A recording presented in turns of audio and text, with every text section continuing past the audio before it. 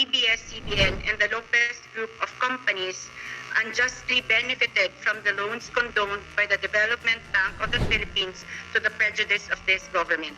In the same vein, I also move that an invitation be issued to the DBP for their representatives to testify on this write-off or condonation and to submit to this committee all relevant documents regarding the same. Mr. Chair, to my colleagues in Congress, we're trying to decide whether or not ABS-CBN ETV Online Channel, in the service of the Filipino online world. Good afternoon, Chairman Chukoy. Good afternoon, Chairman Jonathan Alvarado, and to my colleagues in Congress, the resource persons. Before we proceed with the interpretation for today's issues, I'd just like to make a short manifestation in the motion. Based on the documents submitted by ABS-CBN and the presentations made on the PDR issue, it appears that Lopez Incorporated and by extensions, Lopez Holdings Corporation, formerly Benpress Holdings Corporation, both hold substantial shares and or interest in ABS-CBN Corporation.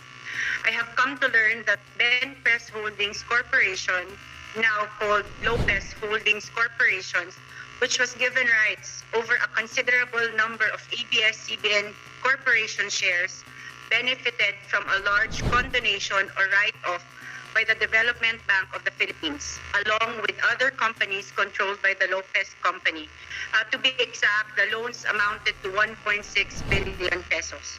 Thus, I move that this committee include this matter as one of the issues to be tackled, specifically whether or not ABS-CBN and the Lopez Group of companies unjustly benefited from the loans condoned by the Development Bank of the Philippines to the prejudice of this government. In the same vein, I also move that an invitation be issued to the DBP for their representatives to testify on this write-off or condonation and to submit to this committee all relevant documents regarding the same. Mr. Chair, to my colleagues in Congress, we're trying to decide whether or not ABS-CBN Broadcasting Corporation deserves to be granted a new franchise, which is not only a great privilege but also a great responsibility, seeing that it carries with it a great deal of influence over the public. So I think it is only reasonable and prudent on our side in the Congress that to make this determination, we also have to look into the legitimacy of the activities of its major stockholders and its affiliated companies, because these entities are the ones in control of the company. That's all. Thank you, Mr. Chair. Yes, Congressman, Vice Chairman, Defensor. Let me just clarify. There are two motions made by the Honorable Bautista. First is Yes.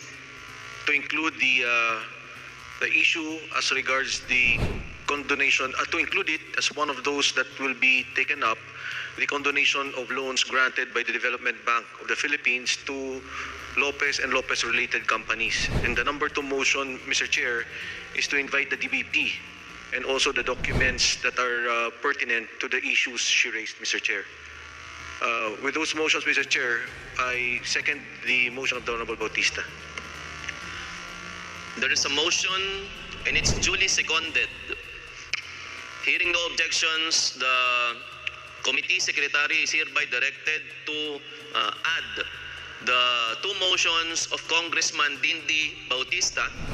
Yun pong dalawang motion niya na panibagong topic po natin o dagdag na usapin ay isasama na po natin dito po sa talakayan, ngunit hindi po ngayong araw na ito. Congressman Dindi Bautista, kung okay po sa inyo.